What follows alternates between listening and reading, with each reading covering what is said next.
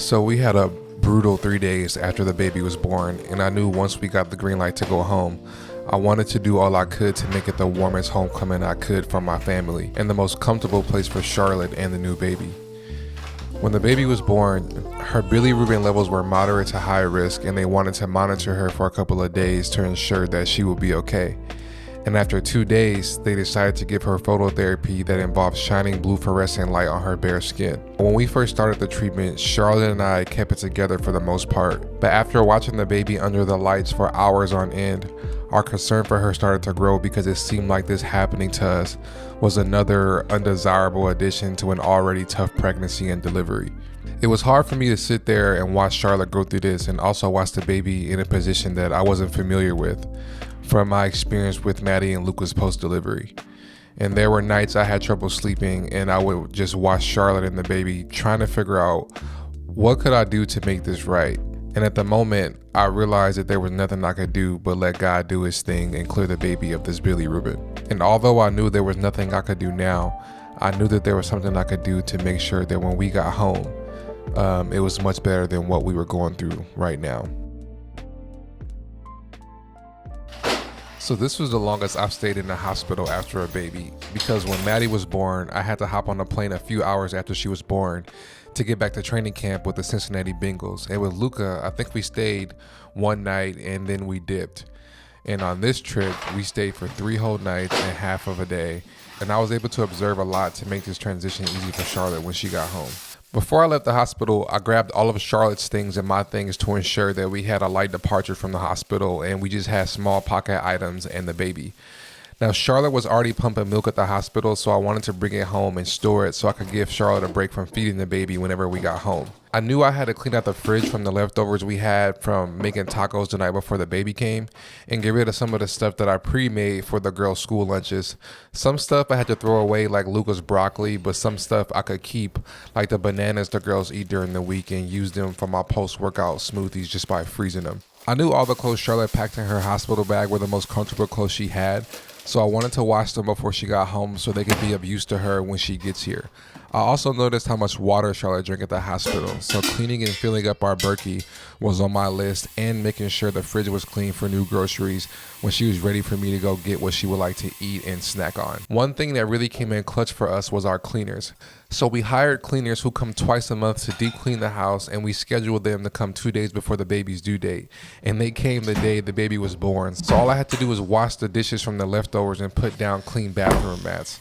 So these were all the things that were like low-hanging fruit for me to make sure we all had a warm homecoming as a family, and then just making sure our home was welcoming by it being clean and organized. But the most important thing for me was making sure Charlotte was comfortable when she came home, and I thought of 2 ways to do this. The first was sorting and organizing all of her postpartum items we took from the hospital to help her in her healing process and her comfort levels while she's at home. So organizing her instant heating pads, postpartum diapers, and these things I don't know the names of, but we use something like this for our dog Kobe when he pees, so I'm gonna just call them puppy pads. So I put all these items in one place, and the other items like the bath salts where they belong until she chooses where she wants to sleep. And I want to give her a few options for sleeping when she gets home as well. All right, y'all, so this is what I'm thinking about for option number 1. So based on the hospital bed can tilt up, which actually helps the baby and Charlotte be able to feed, and it helps Charlotte stay up. And when I was drafted into the NFL, when I got my check, the first thing that I bought was a nice bed. So I got this bed because it has a bunch of perks. So like it massages your back, it massages your upper body, it massages your lower body. I really got it because I wanted it to lift my legs up for like recovery, for after practice, to like get lactic acid out and like help my legs from being sore. The top of it raises up, but I never had a reason to really use that. And this comes in super clutch for us because Charlotte can use this. So my bed does what the hospital bed does. This bed has come in clutch for me when I was playing, and it's coming in clutch for Charlotte right now for the baby and for her. Also, there's a fan in here, so if she gets hot, she could put the fan on my side table and be comfortable in that way. And on top of that, there's a nice big wide space on the side where the bassinet can go, and I'll put a basket in here for her for where she can put all of like her heat pads and stuff like that. The only caveat is that Charlotte wants to be able to watch TV, and there's no TV in our room. So this is the first option, and let's talk about the second option.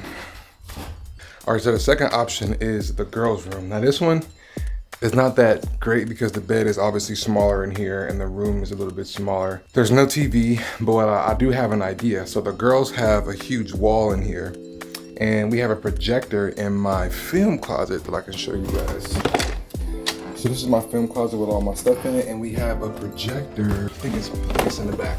But we have a projector in my film closet, and what I'll do is I can set up something right here and have a big projection TV with Hulu, Netflix, anything she wants. And she can lay here with the baby, with the bassinet, and be comfortable in here with a huge TV.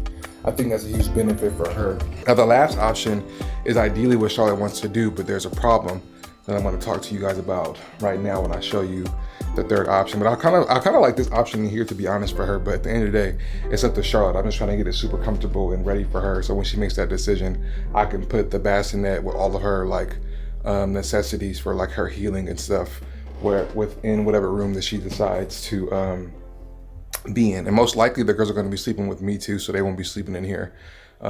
So yeah. And the last option is the living room. And this is where Charlotte would ideally love to be. We have our TV in here. She has the couch, there's a lot of space. But the caveat is that I get up at 4:30 in the morning every day, and my office is over here. And on top of that, when the girls get up in the morning for school, we come in here to watch TV, eat breakfast, get them dressed, do their hair. And if the baby and Charlotte's in here, I don't want to wake them up because she's going to be getting up every 2 hours, especially in the beginning.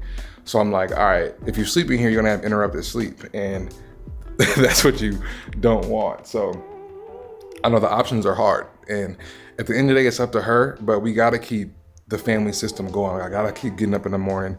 Got to keep working out. Got to get my work done early, especially because I'm going to be hands on deck helping her during the day. The girls still got to get dressed for school. I still got to make breakfast. Like, we still got to use the living room for our space. And, you know, ideally we wanted to have a new house to have more space, but the baby was just too close on the market. It's crazy. If you haven't seen those videos of us house shopping, I'll put them up wherever side they go on.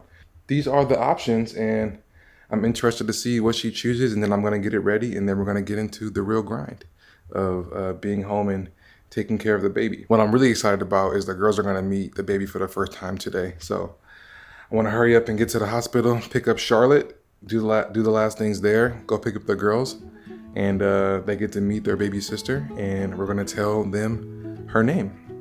And you guys get to figure out what her name is today at the end of the video. So yeah, I'm about to go get Charlotte.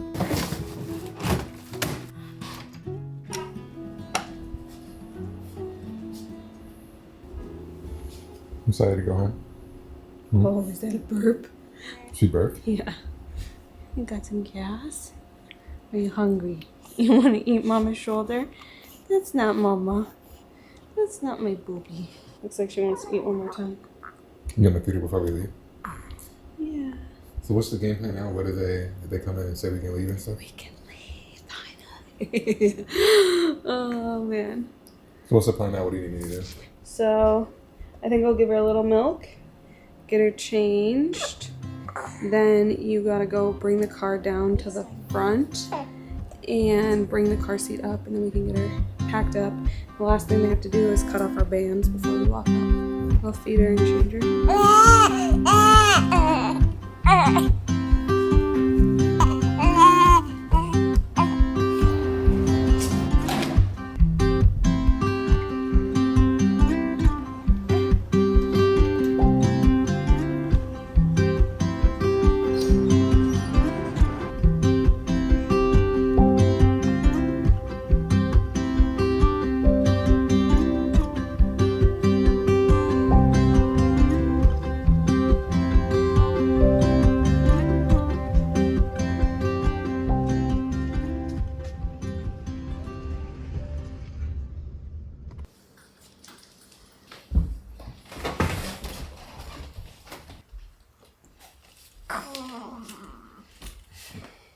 Are you happy to be home?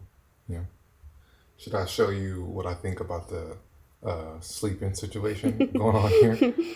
Sure. No, I have three, not options, but I got kind of three ideas, and then you can choose what you want. I get to choose? Yeah, you could choose. I don't care. Okay.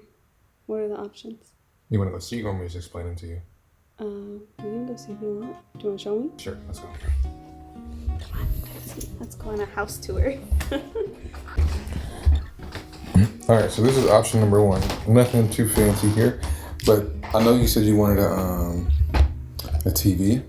But the thing about being in here is you get like the up and down. The up and down, and there's obviously a lot more space.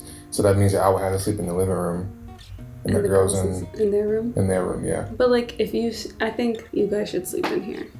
You think we should sleep in here? Yeah. Why? Because then the girls can sleep with you for the first couple of nights. And you'll all fit. There's nowhere else for the three of you to sleep. You don't care about the bed and like the extra space for like the beds in here? That's nice, but honestly, I feel like I don't have to do that. Like I'm even more mobile by the day, you know? And so I feel like I'll be okay. And plus, like, I think for specifically Lucca, it'll be nice for you to sleep with her for the first couple nights. All right, so the girls' room.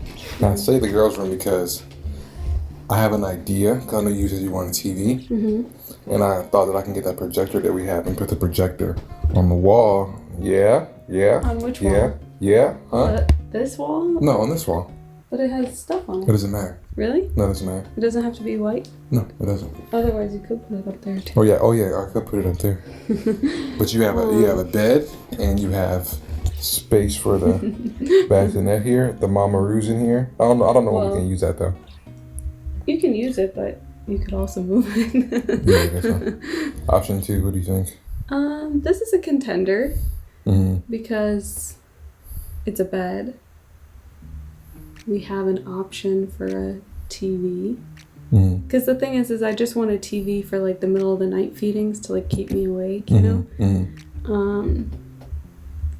You gotta make a decision. Want to see the last one? Yeah. Right. And here's the last one, I think, which is your all-time favorite. I love sleeping on the couch. Yeah. Is that weird? Do you guys like sleeping on your couch? I love sleeping on the couch. Yeah, but the couch is kind of sketchy because it's smaller. Smaller than the bed? Yeah. I don't know. And it's not an even surface, but I know you want to be here because there's a TV. There's a lot more space. But you know what the biggest caveat is? What, that you get up early? I get up early, and this is the space that we use to get the girls ready for school. Yeah, but here's what I'm thinking. You get up at like 4. I get up to work. I don't get up to, no. I'm getting up to work. It's the only time I have to like work, so I'm not. You're on baby But she duty might be at night. asleep. Yeah, but I'm not loud.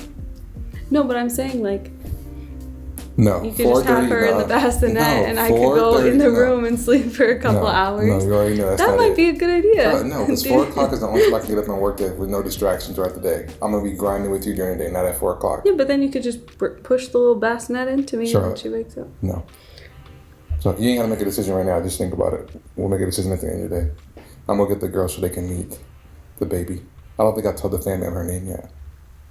Are we going to do a name reveal? Like, what's the plan? No, we're going to just say the name here. No. I don't like name reveals. Really? Yeah, they're boring. Let's do a name reveal. No, I'm going to get the girls. All right, guys, are you excited to meet your baby sister? Yeah. What are you most excited about? I'm most excited about to feed her. To feed her? She drinks mommy's boobies. I'm excited to feed her in a bottle. The bottle? What about you, Lucca? I'm excited to play with the toys with her. We're almost home, okay? And I'm also excited about helping take baths. Help her take a bath. All right, guys, we're pulling up. Seconds away from meeting your sister.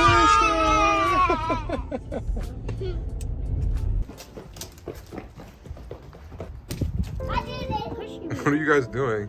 We're trying to run inside.